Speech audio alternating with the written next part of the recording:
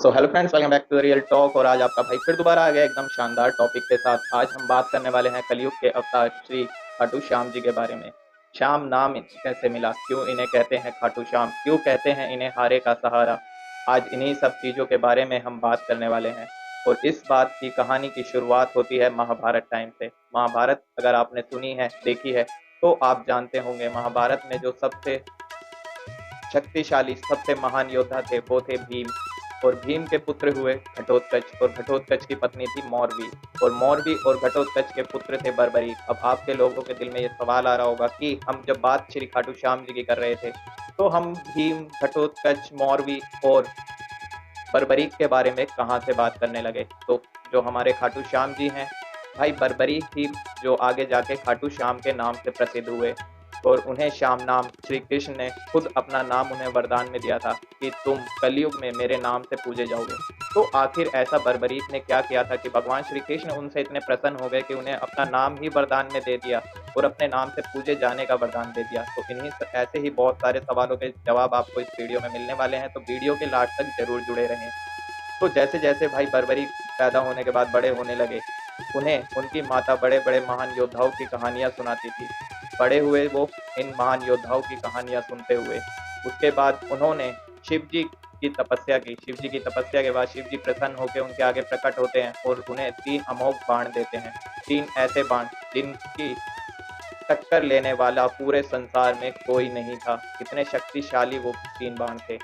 अब जब महाभारत युद्ध होने वाला था तो बर्बरीक अपनी माता के पास जाते हैं, मौरवी के पास, और उन्हें जाके कहते हैं कि माँ, मुझे भी इस युद्ध में भाग लेना है। अब जैसे ही उनकी माता ये चीज़ सुनती है, थोड़ी सी भावुक हो जाती है और बोलती है, पुत्र अभी तो तुम छोटे से हो और वहाँ पे बड़े बड़े योद्धा युद्ध लड़ने वाले हैं, तो तुम उसमें युद्ध कैसे लड़ सकते हो। तो बर्बरीक कहते हैं, भगवान शिव के ये 3 बाण जो हैं, इनकी ही ताकत से मैं ये युद्ध लड़ूंगा। और इन 3 बाणों को टक्कर देने वाला कोई भी आज तक पैदा नहीं हुआ है। अब ये बात जो उनकी माता थी वो भी अच्छे से जानती थी, लेकिन उनकी माता को ये डर था कि जहाँ पे बर्बरीक युद्ध लड़ना चाहते थे, वहाँ पे उनके खुद अपने ही उनके सामने युद्ध लड़ने वाले थे। और ये 3 अमोघ बाण ऐसे बाण थे जो किसी को भी नहीं छोड़ते। अब माता मौरवी को उनकी बात माननी पड़ी, लेकिन माता मौरवी ने उनसे एक वचन लिया कि ठीक है, तुम युद्ध लड़ना चाहते हो, युद्ध लड़ने तुम जाओ, लेकिन मेरे को वचन दो कि जो भी हार रहा होगा तुम उसका साथ वहाँ पे दोगे। क्योंकि माता मौरवी को कहीं ना कहीं ये चीज़ लग रही थी कि अगर पांडवों के साथ जो बर्बरीक हैं ये खड़े होते हैं तो पांडवों को कोई नहीं हरा सकता। अब ये वचन देके खाटू श्याम जी यानी बर्बरीक वहां से निकले। और जैसे ही वो युद्ध भूमि की तरफ जा रहे थे, श्री कृष्ण को इस चीज का आभास हो गया कि कोई ऐसा एक महान योद्धा आ रहा है जो इस युद्ध को पलट सकता है। तो भगवान श्री कृष्ण उसी वक्त रास्ते में पहुंच गए बर्बरीक के और उनके घोड़े के आगे जाके खड़े हुए। अब जैसे ही वो घोड़े के आगे जाके खड़े हुए, बर्बरीक अपने घोड़े से उतरे और उनके आगे शीश नवाया और बोले, हे प्रभु, आप मुझे रास्ता दीजिए, मुझे युद्ध में जाना है। तो श्री कृष्ण ने अपनी लीला दिखाई और वो हंस के बोले कि कौन से युद्ध में जाने की तुम बात कर रहे हो। तो बर्बरीक बताते हैं, मैं महाभारत युद्ध में भाग लेने जा रहा हूँ। अब श्री कृष्ण तो अच्छे से जानते थे कि ये कोई छोटे बालक नहीं है, ये एक महान योद्धा है, लेकिन फिर भी श्री कृष्ण ने जान के उनके आगे मुस्कुराए और बोले, तुम इतने छोटे से बालक और वहां पे इतने बड़े बड़े योद्धा युद्ध लड़ रहे हैं, तुम उसमें भाग लेने जा रहे हो, कैसी बात कर रहे हो। तभी बर्बरीक कहते हैं कि मुझे एक बालक मत समझिए, मेरे पास ऐसी शक्ति है, ऐसे बाण हैं कि मैं सिर्फ एक बाण से पूरे युद्ध को हिला सकता हूँ। तो भगवान श्री कृष्ण बोले, ठीक है, अगर तुम ऐसा कह रहे हो मैं तुम्हारी बात मान लेता हूँ, लेकिन कुछ ऐसा करके दिखाओ ताकि मैं तुम्हारी इन बातों पे यकीन कर सकूं। तभी श्री जो हमारे बर्बरीक जी थे वो अपना एक बाण निकालते हैं और बोलते हैं, ये जो सामने आप पेड़ देख रहे हैं, इसके एक एक पत्ते को मैं सिर्फ अपने एक बाण से बीन सकता हूँ।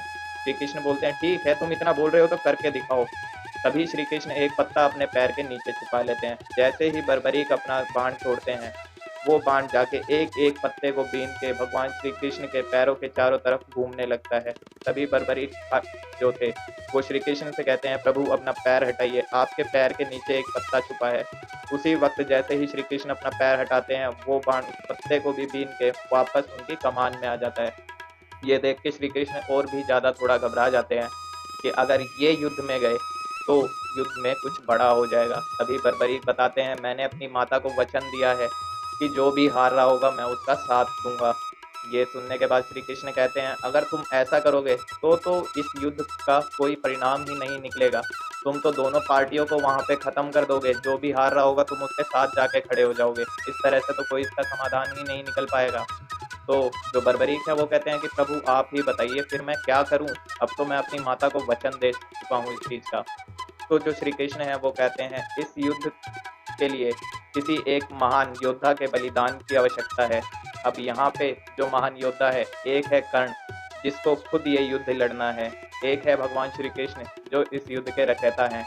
तो इन दोनों का तो बलिदान नहीं हो सकता, और अब जो तीसरे वो हो तुम। तो क्या तुम अपना बलिदान दोगे? तो बर्बरीक उसी टाइम अपना शीश नवाते हैं और बोलते हैं, हाँ मैं अपने जो शीश का वरदान इसमें दूंगा, लेकिन कोई ऐसा नॉर्मल सा कोई साधु इतना बड़ा जो है भाई बलिदान नहीं मांग सकता है। तो मुझे आप अपना असली स्वरूप दिखाइए। तभी श्री कृष्ण अपने विशाल असली स्वरूप में आते हैं, जिसके बाद बर्बरीक उनके आगे दंडवत प्रणाम करते हैं और अपना शीश उतार के उनके हाथों में दे देते हैं। ये चीज देख के श्री कृष्ण इतने ज्यादा भावुक हो जाते हैं कि वो उन्हें वरदान दे देते हैं अपने नाम से पूजे जाने का। अब यहाँ पे आपको मैं बता देता हूँ कि यहाँ तक आप 3 जो उनके नाम हैं उनके बारे में जान चुके हैं, अगर आपने गौर करा हो। जब भगवान शिव ने उन्हें 3 बाण दिए, जिसकी वजह से वो कहलाते हैं 3 बाण के धारी। अब दूसरा जो वरदान था इनका, जैसा कि आपको मैंने कहानी में बताया, अपनी माता को वो वचन दे के निकले थे कि जिसका भी जो भी हार रहा होगा ये उसका साथ देंगे, इसीलिए ये हारे के सहारे भी कहलाते हैं।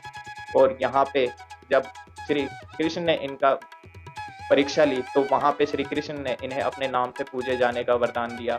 अब इसके बाद जैसे ही श्री कृष्ण ने उनका शीश अपने हाथ में लिया, तभी बर्बरीक कहते हैं कि प्रभु मैं इस युद्ध को अपनी आंखों से देखना चाहता हूँ। तभी श्री कृष्ण उनके शीश पे अमृत वर्षा करते हैं और उनके शीश को कुछ देर के लिए जीवित कर देते हैं और उनके शीश को ले जाके एक पहाड़ी पे रख देते हैं। बोलते हैं पूरे युद्ध को तुम यहाँ से देख सकते हो। अब श्री कृष्ण निकल पड़ते हैं युद्ध भूमि की तरफ और बर्बरीक वहां पे पहाड़ से पूरे युद्ध को देख रहे थे। श्री कृष्ण जाते हैं, युद्ध लड़ते हैं सब आपस में, और जब युद्ध खत्म होता है तो जैसा कि आज की डेट में भी होता है कि अगर कुछ अच्छा काम होता है तो उसकी वाहवाही लेने के लिए सब आगे आ जाते हैं अपना नाम देने के लिए कि ये अच्छा काम मेरी वजह से हुआ है। इसी तरह से कुछ हुआ महाभारत युद्ध में। जब पांडव युद्ध जीते तो पांचों पांडव आपस में लड़ने लगे, सब कहने लगे कि ये मेरी वजह से जीता गया है, मेरी वजह से जीता गया है। इस तरह से वो लोग आपस में ही लड़ने लगे। अब ये चीज देख के श्री कृष्ण बोले, एक ऐसा व्यक्ति है, एक ऐसा योद्धा है जो इस चीज के बारे में बता सकता है कि आखिरकार युद्ध किसकी वजह से जीता गया है। तो पांचों पांडव बोलते हैं कि ठीक है प्रभु, आप हमें लेके चलिए, कौन है वो ऐसा जो पूरे युद्ध का जो परिणाम है वो हमें बता सकता है। अब ये पहुंचे खाटू श्याम जी यानी बर्बरीक के शीश के पास। वहां पे ये पहुंचे, पहुंचने के बाद सब वहां पे अपना शीश नवाते हैं और बोलते हैं, अब आप ही बताइए कि आखिर युद्ध किसकी वजह से जीता गया।